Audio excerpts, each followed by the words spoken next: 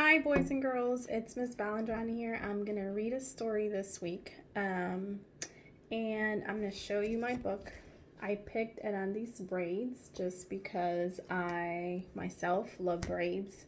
I think it's a big part of our Mexican culture, and I'm very proud to show and portray and be proud of my culture. So I thought this book could be a great book. And I hope you guys enjoy. So it's written by Antonio Hernandez Madrigal, and it's illustrated by Tommy de Paola. So here we go. I hope you enjoy. Erandi, it's time to wake up, Mama whispered. Roosters were crowing as the orange and crimson colors of dawn spread across the village of Pátzcuaro in the hills of Mexico.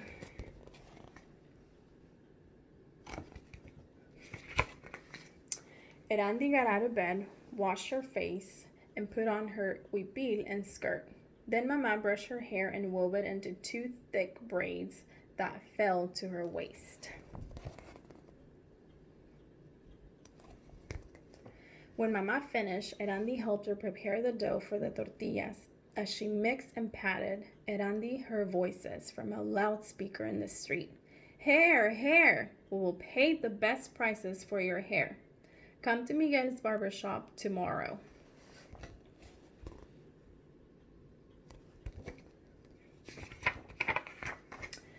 What is that about, Mama? Erandi asked.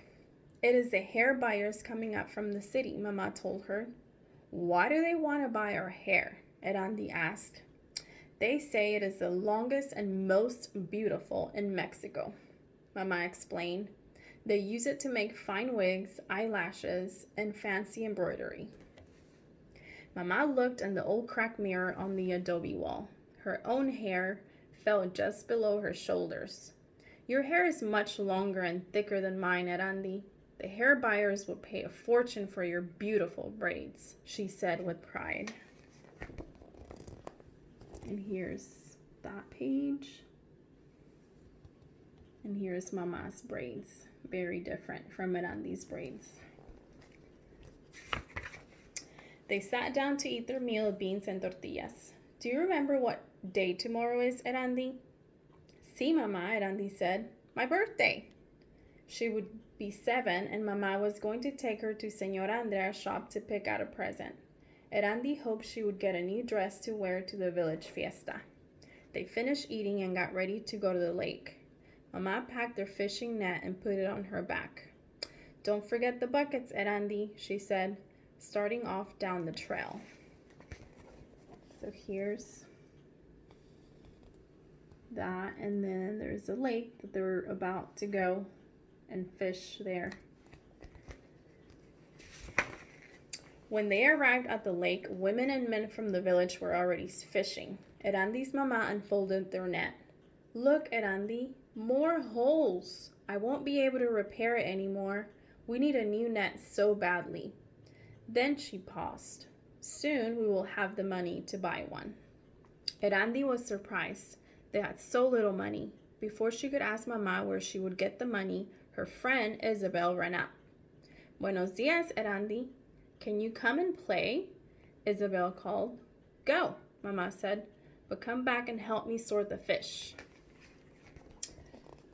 So here's the net that's torn. Sorry for that little glare. And then here's Isabel. And she also has braids. And you can see the women by the lake also have braids. So it's a very traditional thing to do and to wear on your hair in Mexico. Isabel and Erandi ran across the fields of flowers. Are you going to the fiesta next Sunday? Isabel asked. The fiesta, Erandi remembered, her birthday and the new dress she hoped to wear in the procession. But maybe Mama needed the money for the new net instead. I'm not sure, she said. Throughout the day, Erandi went back and forth playing with Isabel and helping her Mama separate the small fish from the large fish. Then it was time to go. Erandi was afraid to ask about her birthday, and Mama didn't say anything about it or the new net as they walked home. So here they are Isabel and Erandi playing. And then there she's going back home. But the next morning, after making the tortillas, Mama said, "It's time to go to Senor Andrea's shop, Erandi." Erandi smiled. She knew she would have a new dress for the fiesta after all.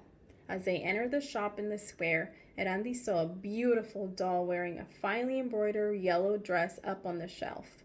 Mama saw Erandi stare at the doll. "Erandi," Mama said, "what do you want for your birthday?" Erandi wanted the doll, but she knew she couldn't have both, the doll and the dress. She pointed to a yellow dress, the same color as the doll's. "Maybe next year we can buy you a doll," Mama said, as she paid for the dress.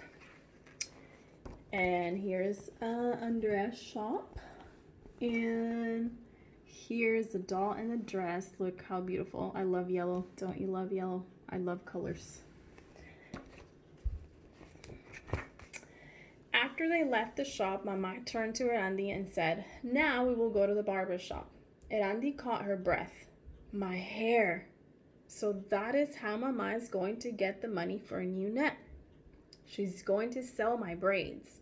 Erandi shivered at the thought of the barber cutting off her braids. But she didn't say anything to Mama. They reached Miguel's barber shop and went inside. Erandi looked across the room crowded with women. She gripped Mama's hand and huddled in her skirt.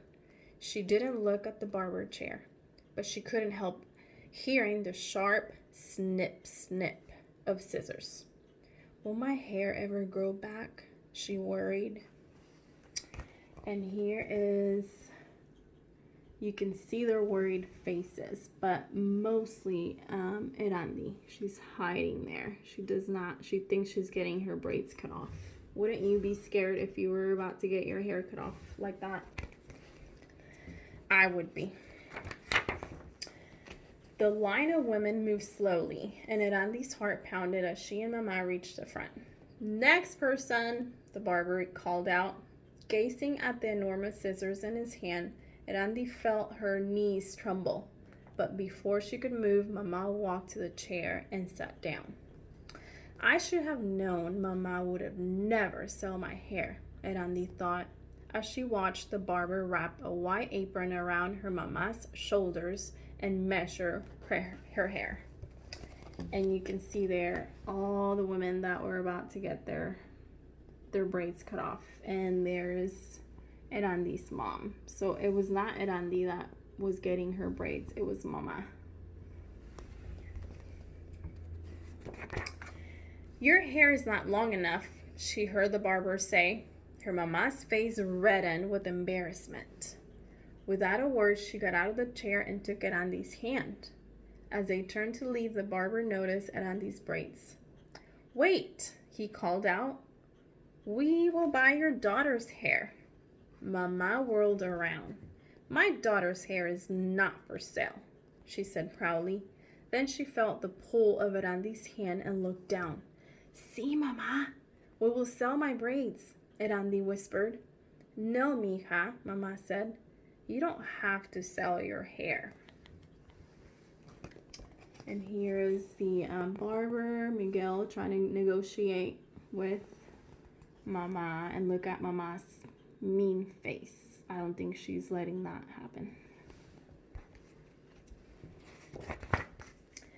But Erandi let go of her hand and walked toward the chair. The women stared as she climbed up onto the seat. Whoa, she's doing it. The barber measured her braids and picked up his scissors. Erandi closed her eyes. Her hands turned cold when she felt the metal scissors rub against her face and neck, and she heard the sharp snip, snip. Oh my goodness. There's Erandi getting onto that chair. She doesn't look too excited, does she? And then there's the scissors. There's the snip, snip.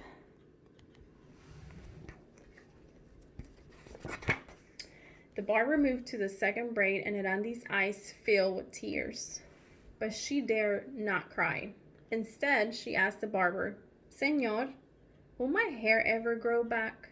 Of course it will grow just as long and pretty as before, he told her. Erandi kept her eyes shut until the barber had finished. Then she opened them slowly and looked into the mirror. Her hair reached just below the bottom of her ears. And here's Erandi's hair being cut off, and ta-da, here's her new look. That is really short. She's super brave. Out in the street, the air was cold on the back of her neck. How strange it felt without her hair. Mama walked beside her, not saying a word. Only the hollow clapping of their huaraches broke the silence of the cobblestone streets. Why didn't Mama speak? Was she angry with her for cutting her hair? Or maybe the haircutter had not paid enough for her braids? And there they are. Quiet, not talking. Finally, Erandi peeked at her mama's face and saw she was crying. Forgive me, Erandi. I shouldn't have let you sell your hair. Mama sobbed, wiping her face with an old handkerchief. Now Erandi understood that her mama was not angry with her. She had only been thinking of Erandi's hair.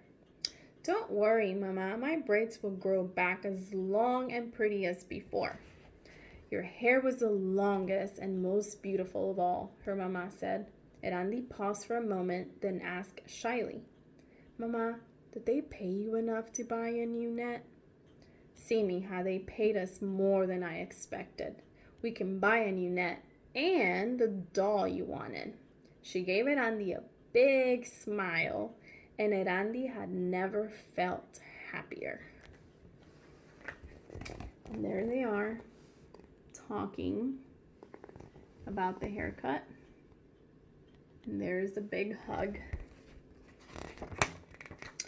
Then Mama took Erandi's hand in hers, and as the last rays of sun lit up the rooftops, they turned and went back to the square to buy Erandi's doll. And that would be the end. There they are. And here they go. They're going back to the store to get the doll and the dress. So that is the end of my story. I hope you guys enjoyed it. And to me, like, the message was, sometimes you have to give things to get something else in return, right? So in this case, Erandi gave up her braids to get a doll and a dress. And that is how life works. Sometimes you have to give up something to get something else that you wanted. So I hope you enjoyed it, and I hope you stay safe, and that you keep reading, and that you keep listening to other teachers' stories. Until next time, bye.